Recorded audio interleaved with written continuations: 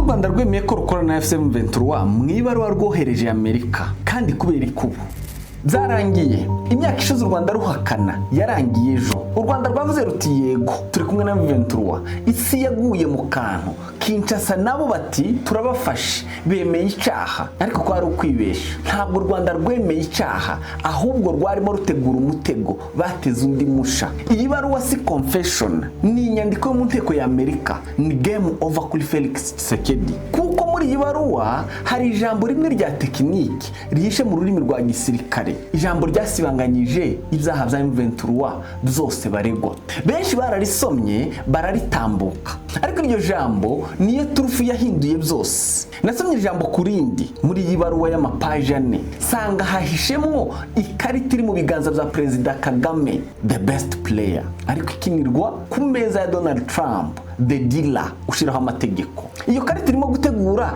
checkmate ya nyuma kuri Felix Tshisekedi. Abandi bakubwiye ko u Rwanda rwemeye ko rukorana na M23, ariko ntibakubwiye ikiguzi cyatanzwe kugira ngo rwemere. Muri make iyi baruwa yafashe M23 iyikura ku rutonde rw'iterabwoba, iyihindura intwaro y'ibanga Amerika izakenera mu gihe kiri imbere mu guhagarika inyungu z'abashinwa muri Kongo. Kandi ku Rwanda bafunguye imiryango yose yari ifunzwe. Iryo jambo ni irihe? Kandi kuri Felix Tshisekedi kubera ikaguye mu mutego atabizi. Mwekaze muri Deep Dive ya Free Media Live, ni Director Gabi nk'ibisanzwe. Wifuza kudutera inkunga mu kubana natwe mu biganiro dukora, hari M-Pesa number. Urashaka kudushigikira, urashaka kudutera inkunga mu buryo bumwe cyangwa ubundi. Muri comment section hariho link ya PayPal, ukatugurira coffee, ukaduteza imbere mu buryo bumwe cyangwa ubundi, ukadusupportinga mu gihe tugutegurira ibiganiro nk'ibi. Katwinjira mu kiganiro.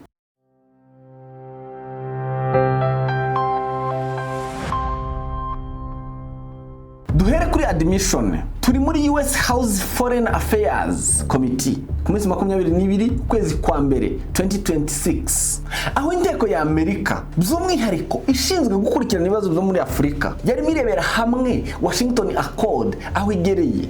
U Rwanda rwagombaga gusubiza, rwagombaga gutanga ibisobanuro rwaho bigeze.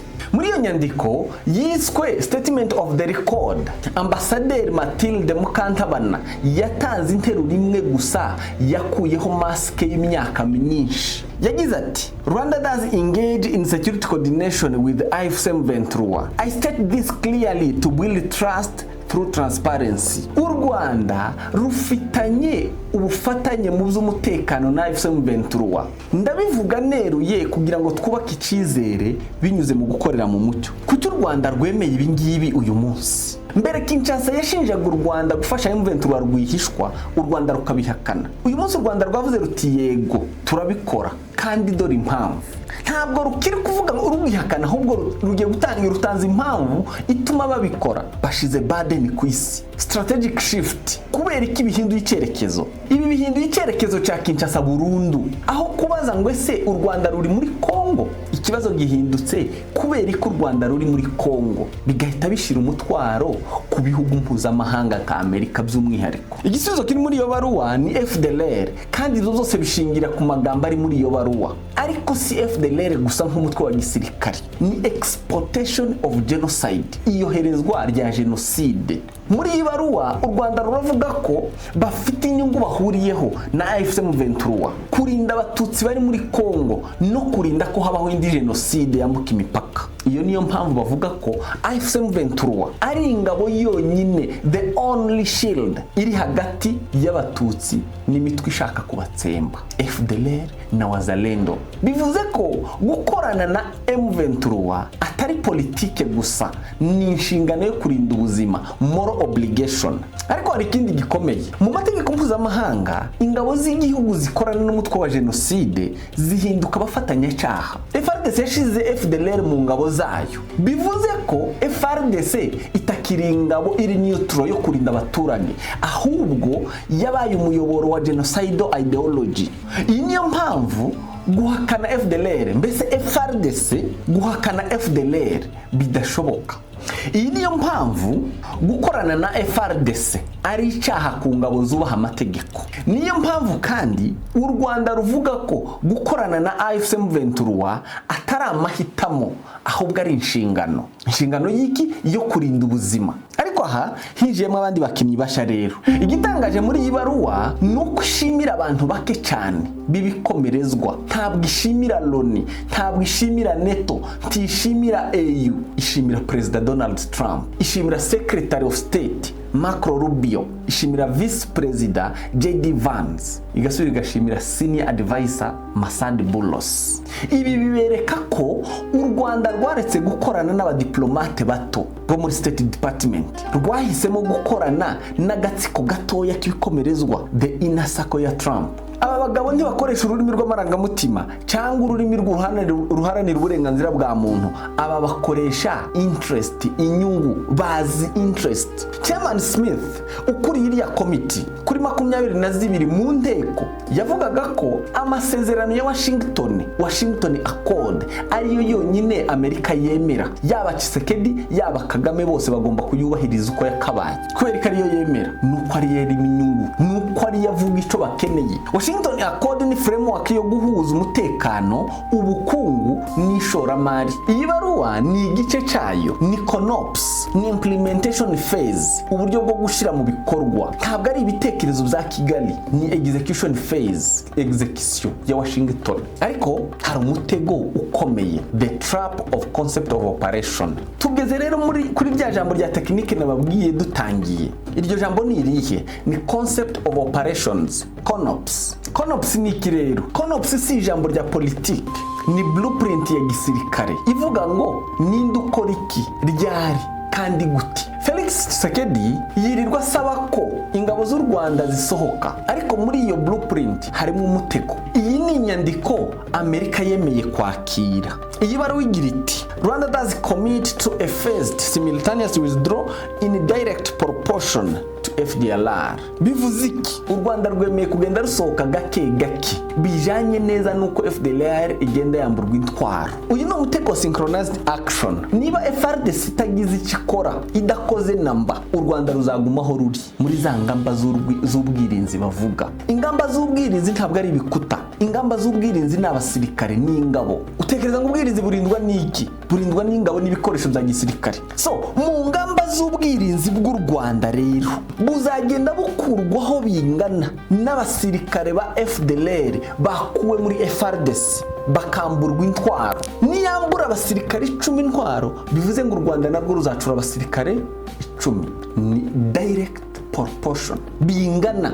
Iyi CONOPS ni kivuga concept of operations. Kubera ko tuzi neza ko FARDC ikorana na FDLR, bivuze ko batazigera bayirwanya. Bisobanuye ko FARDC tizigera yubahiriza no CONOPS. Bityo rero u Rwanda narwo ruzaba rubonye legal excuse yemewe mu mategeko ya Washington, impamvu yemewe n'amategeko kuguma muri Kongo. Ahangaha rero bikazatanga ya ntwaro y'ibanga twavugaga. Kuguma muri Kongo ku Rwanda gusobanuye ubufatanye na M23 muri za nyungu bahuriyeho. Mu kuguma muri za nyungu bahuriyeho, ibingi bigahita biza kuri ya ntwaro y'ibanga navuze. M23 Ibaruwa iyi CONOPS iyiheza ububasha bwo kuzahinduka intwaro y'ibanga Amerika izifashisha mu gihe kiri imbere. Kuko FARDC yananiwe rero, M23 izahinduka igisirikare cyo nyine kiri mu burasirazuba bwa Kongo gishobora kurinda inyungu z'abanyamerika. Bivuze ngo bitinde bitebuke, Amerika izisunga M23 kurinda inyungu zayo. Kuko Amerika iri committed kurwanya inyungu z'abashinwa muri Kongo. Turaje tubibone. Iyi ni business not war.